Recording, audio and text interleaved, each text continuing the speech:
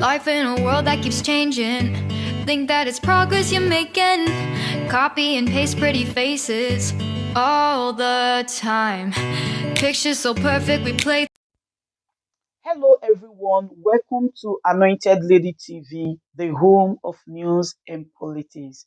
If it is your first time in this channel, you are highly welcome. Thank you so much for stopping by. And if you like what we do on this channel, hit on the subscribe button, also put on the notification bell so you'll be notified by YouTube anytime we drop a new video. And if you are returning subscribers, thank you very much for always coming back to watch our videos. On this platform, we drop videos every day and we react to every video that come our way. And on this very video, I will be watching with you.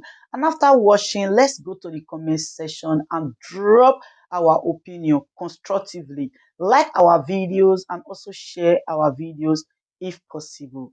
See you next time in my next. Nigerians, I agree to now. I don't bring another update to this matter. No concern me, concern Nigerians. My fellow Nigerians. FBI just concerned and so they get a criminal record case against they could not let us breathe. Do not suffocate us.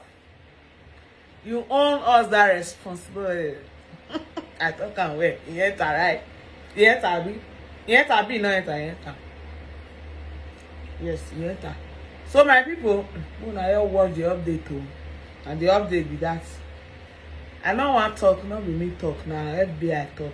When I watch the video, I mean now they wait to hear another thing. Not be the update when I want hear begin.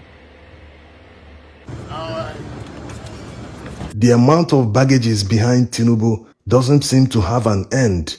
Every day another one is revealed. The FBI just dropped a bombshell that they will not reveal Tinubu's criminal case files in the United States, including his immigration records. This was in response to the lawsuit filed by Nigerian investigative journalist David Hundeyin in collaboration with Plainsight.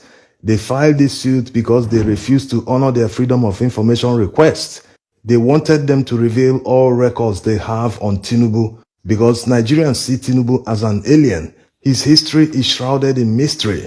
No one can identify his childhood friends. Neither can anyone identify his primary school mates or secondary school mates.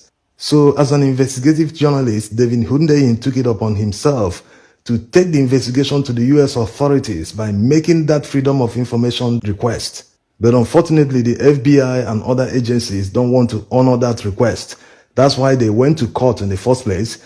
And now the FBI is saying that it is because of unusual circumstances that they will release the criminal records, or like they said, criminal case files of Tinubu in 2026.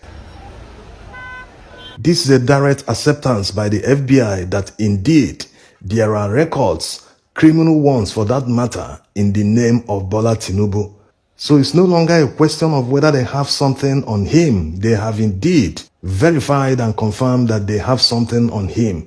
And if you understand what it means, it's a bargaining chip for them. Even before the elections, way back when Tinubu was governor of Lagos State, there was this rumor in the streets of Lagos in those days that the reason Tinubu changed his name was because he wanted to cover his past.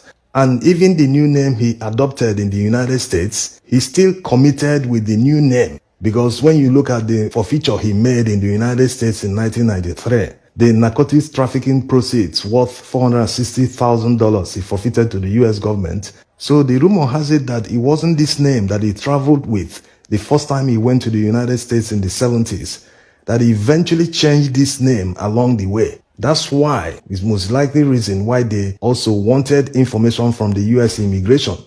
At the time, biometrics international passports didn't exist, but if someone did something or committed a crime, the police must at least fingerprint the person, so they have his fingerprints on record. Even if the person changes his name in the future and commits another one, they will be able to compare it with the old fingerprint to know that it is actually the same person. It's a pity they don't want to release this information now. We can understand why they don't want to do it, because it's a bargaining chip for them. Western countries don't care that much about what is going on in Africa or in your country. You have to build your own country by yourselves, not running away. So whatever information they have on any leader, not just in Africa, anywhere in the world, is to their own advantage because they might use it against the person in the future for negotiations, for anything, just to get an advantage. There's still hope that this information might be released early. Depends on how the lawsuit ends. Because if they're able to show cause and convince the judge might order the FBI and other agencies to produce the information in court. So there's still hope that this can be done, that Nigerians will eventually get to know the man that they see as an alien. During the campaigns, many people thought that he would finally clear the air on his history that is shrouded in mystery. But he didn't do any of that. In fact, the only interview where he said something in relation to his history was that of the BBC, where he said, "I am the real Tinubu." But it doesn't really make any sense. Yes, he was adopted. And we also know that the former governor of Osun State, Oyetola, is his nephew. But what about his early life? It is a guarded secret that no one knows, to the extent that they had to use Donald Duke's picture, the young Donald Duke, in one of his campaign materials. Not just the campaign materials, they used it in a video documentary that aired on his TV station TVC during the campaigns. So you can see how far he has gone to hide his past. But he's only arousing curiosity from inquisitive minds, people like David Hundeyin and others that keep digging to find the real information, whether criminal, civil, whatever it is, to find that information about Bola Tinubu. Because he has come to the public light. If you deserve to serve people, the people you want to serve, we want to know very much about you.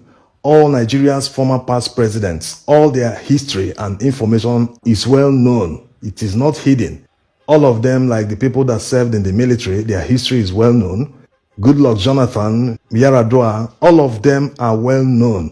Only Tinubu, that his history starts from the 70s. We all know he wasn't born in the 70s. What about the 60s? What about the 50s?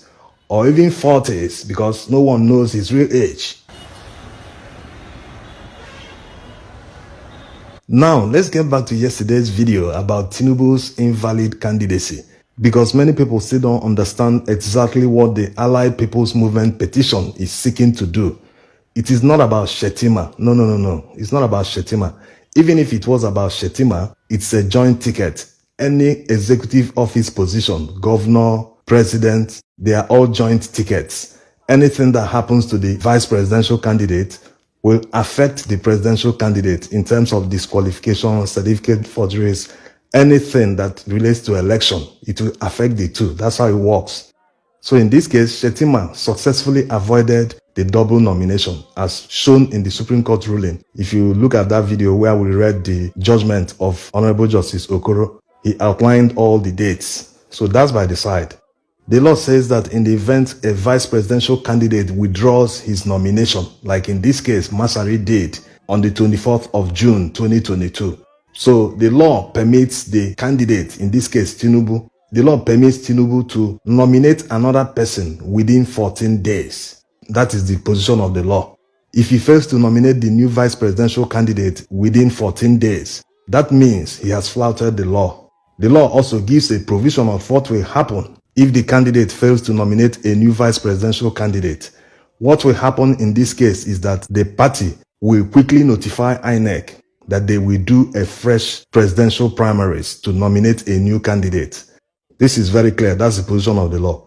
So if he failed to nominate Shettima within 14 days, what should have happened is that they should have held a new primary, because after that 14 days, according to the law, Tinubu's candidacy himself became invalid as a result. That means APC didn't have a candidate at that point. So failure to hold a fresh presidential primary means that whatever happened after the nomination of Shettima 21 days after became invalid. So it's not about double nomination of Shettima, no. That one has been decided by the Supreme Court, although Labour Party still presented new evidence. So it depends if that new evidence will affect the judgment that Supreme Court already delivered. That means the tribunal will still look at it and decide on it, because the double nomination of Shettima was majorly focused on local standard. The Supreme Court said that PDP was an interloper, that is not their business. that the person that can challenge it is a candidate in the election. It should have been Atiku instead of the party. And in this case, Labour Party are doing it correctly because it is Peter Obi who is a candidate that is challenging it at the tribunal. So coming back to the invalid candidacy of Tinubu, that's what they mentioned. Maybe the respondents didn't read it correctly. In fact, not maybe, they didn't read it correctly. Initially, they thought they were still talking about the double nomination of Shettima. That's why they didn't call any witness. They didn't take it seriously. So when they mentioned it in court, the APM people brought out their petition and it was read. They now saw that it was actually invalid nomination that was written there, not Shettima's double nomination. So there are two different things. That's why in their reply, they accepted, as was read in the video, they accepted that yes, the dates that were mentioned in the petition, they were all correct.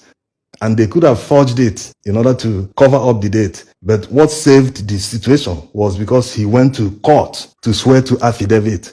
And the APM people went to that court to get a certified true copy of the affidavit. So the ship has sailed.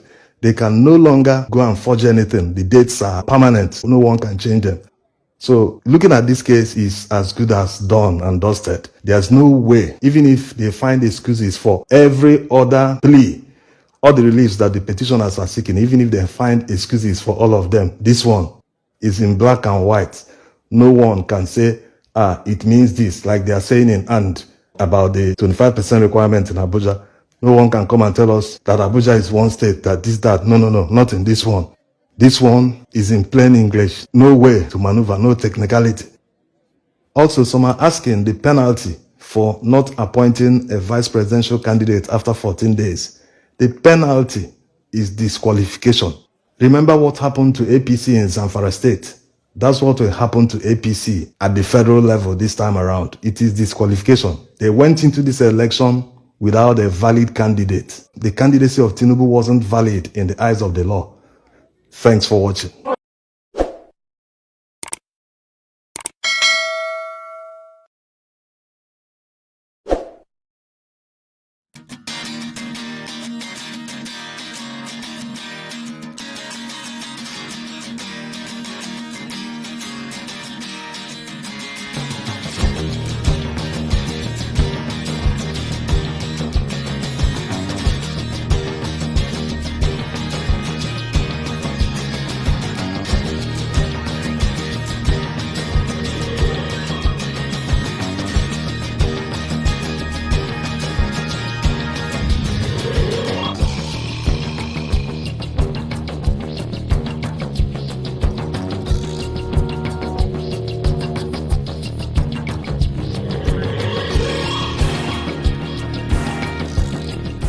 Ladies and gentlemen, good day, my brothers and sisters, my mummies and my daddies over there.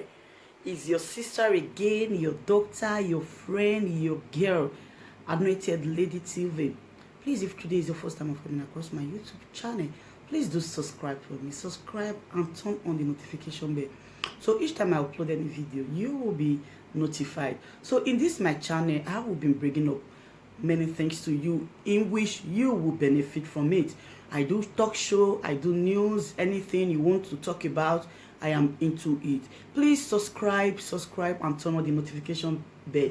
So each time I upload any video or each time I'm on live on YouTube, you will be notified. Thank you very much for always being there for me. Please do subscribe for me, and as you do so, God will richly bless you and meet your heart desire. Thank you very much. I love you all.